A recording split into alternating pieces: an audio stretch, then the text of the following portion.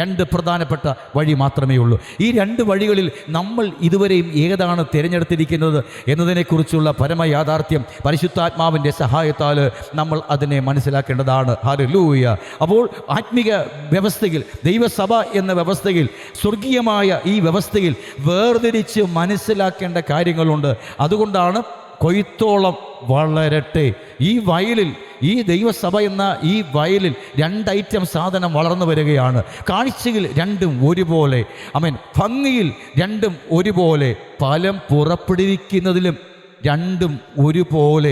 സ്തോത്രം. ഒരു പക്ഷേ അധികം പുഷ്ടിപ്പെട്ടിരിക്കുന്നതായിരിക്കാം ഒറിജിനൽ എന്ന് തോന്നിപ്പിക്കുന്ന അവസ്ഥയിൽ രണ്ട് ഐറ്റം സാധനങ്ങൾ ഇങ്ങനെ ആ വയലിൽ വളർന്നു വരികയാണ്.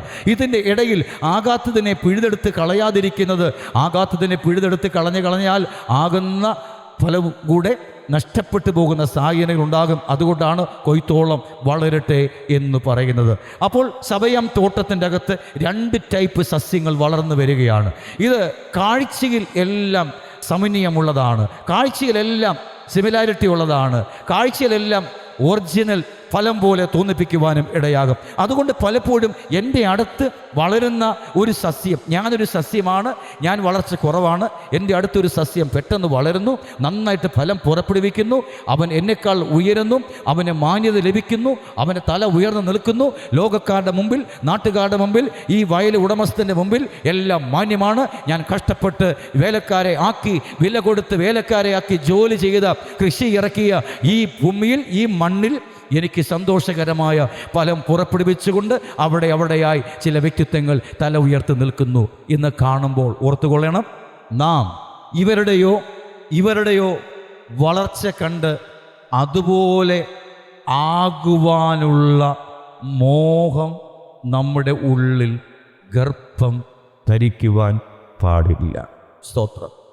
വയലിൽ നെൽകൃഷി നടത്തുന്നിടക്കൊക്കെ ഒരിക്കലും നല്ല നെൽമണി പുറപ്പെടുവിക്കുന്ന ഒറിജിനൽ സസ്യങ്ങൾ അപ്പുറം ഇപ്പുറം തങ്ങളെക്കാൾ അധികം പുഷ്ടിപ്പെട്ട് നിൽക്കുന്നവരെ പോലെ ആകണമെന്ന് കരുതി അവർ സ്വാർത്ഥമായ ഒരു കാര്യവും ചെയ്യുന്നില്ല.